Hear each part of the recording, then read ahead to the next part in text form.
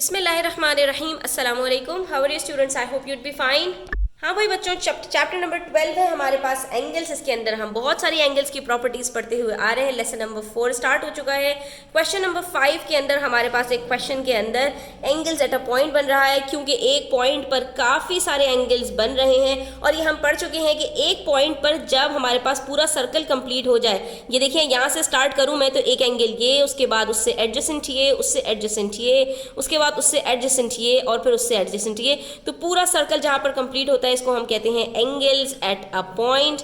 और ये जो हमारे पास होता है वो हमेशा 360 डिग्रीज के इक्वल होता है। अब यहाँ पर हमारे पास कौन कौन सी प्रॉपर्टीज लगेंगी वो हम यहाँ पर क्वेश्चन में देखकर समझने की कोशिश करते हैं। हमसे कह रहे हैं P Q and R S R straight lines. ये देख सकते हैं आप, पी क्यू और आर एस स्ट्रेट लाइंस है। तो स्टूडेंट्स यहाँ पर जैसे ही हमें ये बात पता चली कि दो स्ट्रेट लाइंस एक पॉइंट पर मीट कर रहे हैं, तो फौरन दिमाग में हमारे आ गया कि इसके जो ऑपोजिट एंगल्स होते हैं वो वर्टिकली ऑपोजिट होते हैं और हमेशा इक्वल होते हैं। ठीक है, ये जो है हमारे पास ये प्रॉपर्टी हमने याद की हुई है। तो ये एंगल और ये एंगल आपके पास इक्वल होंगे। अगर ये आपके पास लाइन है एस और आर और ये वाली जो आपके पास लाइन है पी क्यू है, तो इसका मतलब ये हुआ कि आपके पास ये जो एंगल बनेगा पी, अच्छा बीच में हम ओ ले लेते हैं, पी ओ आर, ये बराबर हो जाएगा आपके पास एस ओ क्यू के। ठीक है, इसी तरह से ये वाला जो एंगल होगा आपके पास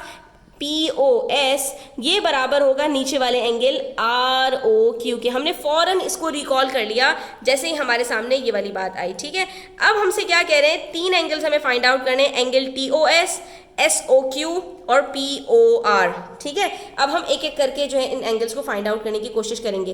टी ओ एस, ये वाला जो एंगल है टी ओ एस, इसको अभी हम छोड़ देते हैं।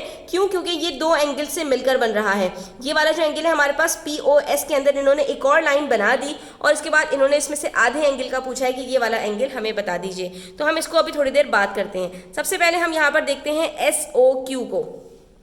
तो स्टूडेंट्स ये आप देख सकते हैं एस ओ क्यू को निकालने के लिए हमारे पास यहाँ पर एक अदर स्ट्रेट लाइन है, ये एस क्यू स्ट्रेट लाइन है और इसके ऊपर दो एंगल्स बन रहे हैं, जिसमें से एक एंगल गिवन है तो दूसरा एंगल निकालना कुछ भी मुश्किल नहीं है। हमें पता है स्ट्रेट लाइन के ऊपर जो सम ऑफ एंगल्स होता है वो हमेशा 180 डिग्रीज होता है। तो अगर ये 111 है तो ये वाला एंगल कितना होगा, 180 में से 111 को माइनस कर देंगे और जब हम इसको माइनस करेंगे तो हमारे पास आंसर आ जाएगा 69 डिग्रीज। इसका मतलब है एंगल एस ओ क्यू हमारे पास कितना है, 69 डिग्रीज है। ठीक है, बस आपने यहाँ पर स्ट्रेट लाइन वाली जो प्रॉपर्टी है वो लगा दी। अब हमारी काम आएगी कौन सी वाली, वर्टिकली ऑपोजिट एंगल वाली जो प्रॉपर्टी है वो काम आएगी। कब? जब इन्होंने हमसे पूछा पी ओ आर जो है ना, ये वाला जो एंगल है ये निकाल कर दे दीजिए। तो हमने यहाँ पर वर्टिकली ऑपोजिट में पहले ही से प्रॉपर्टी लिख कर रख ली थी कि ये जो एंगल पी ओ आर है ये बराबर है एस ओ क्यू के। एस ओ क्यू जैसे ही हमें पता चला तो हमने कहा कि भाई ये एंगल क्योंकि दोनों बराबर हैं तो ये भी हमारे पास 69 डिग्रीज हो जाएगा, यानी ये दोनों ऑपोजिट एंगल्स हैं।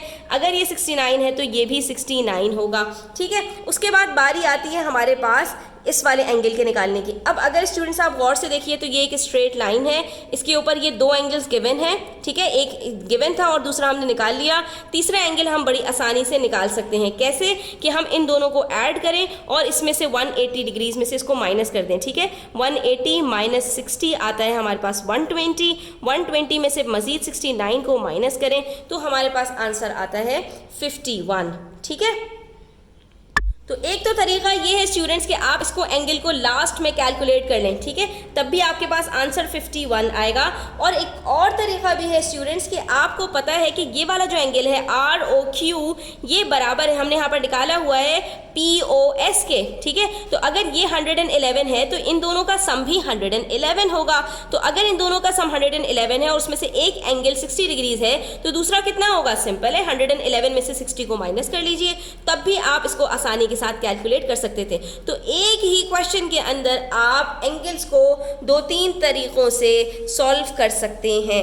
और अब स्टूडेंट्स आप सारे एंगल्स को जब प्लस करेंगे तो आपके पास आंसर 360 डिग्रीज आएगा। क्यों? क्योंकि इन सब का सम भी 180 डिग्रीज है और इन दोनों का सम भी 180 डिग्रीज है। 180 प्लस 180 आपके पास 360 डिग्रीज होता है।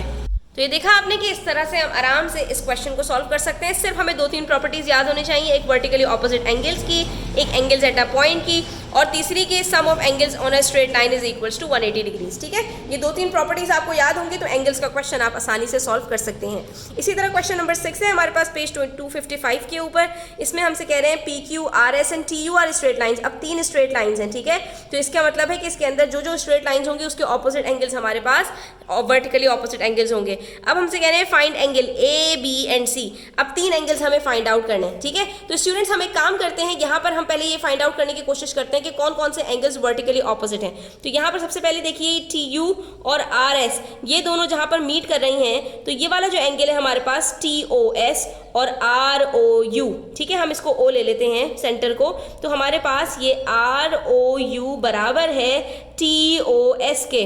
तो अगर इनमें से कोई एक एंगल गिवन है तो दूसरा हम आराम से फाइंड आउट कर सकते हैं। तो ये देखिए इसमें से एंगल 83 हमारे पास गिवन है टी ओ एस, तो आर ओ यू हमारे पास कितना हो जाएगा, ये भी 83 डिग्रीज हो जाएगा। इससे हमें पता चल गया कि एंगल ए हमारे पास 83 डिग्रीज है। ठीक है, उसके बाद हमारे पास ये जो टी ओ आर है ये बराबर होगा किसके, एस ओ यू के। ठीक है, लेकिन इसके बीच में हमारे पास एक और एंगल आ रहा है। तो अगर आप स्टूडेंट्स देखें तो हमारे पास ये जो 2 लाइंस हैं पी क्यू और आर एस, ये भी हमारे पास मीट कर रही हैं इस पॉइंट पर। इसका मतलब है ये दोनों एंगल्स भी हमारे पास वर्टिकली ऑपोजिट हैं, ये एंगल और ये एंगल, तो ये दोनों भी हमारे पास इक्वल होंगे। अगर इनमें से कोई एक गिवन है तो दूसरा हमें खुद ब खुद पता चल जाएगा। तो आप देख सकते हैं ये हमारे पास 18 डिग्रीज है, तो आराम से हम कह सकते हैं कि एंगल बी भी हमारे पास 18 डिग्रीज होगा।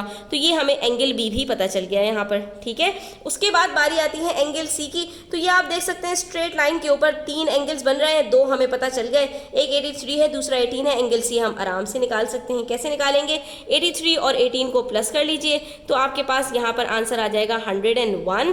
ठीक है, अब जब 101 आ गया तो 180 में से 101 को माइनस कर दीजिए और यहाँ पर आपके पास आ जाएगा 79 डिग्रीज। ठीक है, तो ये भी हमें यहाँ पर आराम से पता चल गया। और एक और तरीका भी हो सकता था स्टूडेंट्स, ये भी स्ट्रेट लाइन है। ठीक है, हम इन दोनों को प्लस करते तब भी हमारे पास आंसर क्या आता, 101, और फिर ये वाला एंगल हम निकाल लेते तो हमारे पास यहाँ पर 79 आता। और फिर हम ये देख रहे थे कि इसके वर्टिकली ऑपोजिट एंगल सी है, तो ये दोनों हमारे पास 79 डिग्रीज हो जाते हैं। ठीक है, तो एक ही क्वेश्चन को आप कई तरीकों से सॉल्व कर सकते हैं। सिर्फ बात यही है कि आपको एंगल्स की प्रॉपर्टीज अच्छी तरह से याद होनी चाहिए। तो आज के लिए इतना ही स्टूडेंट्स, आई होप कि आपको क्लियर हुआ होगा। स्टिल कोई क्वेश्चंस हो, क्वेरीज हो, कमेंट सेक्शन में ज़रूर पूछा करें।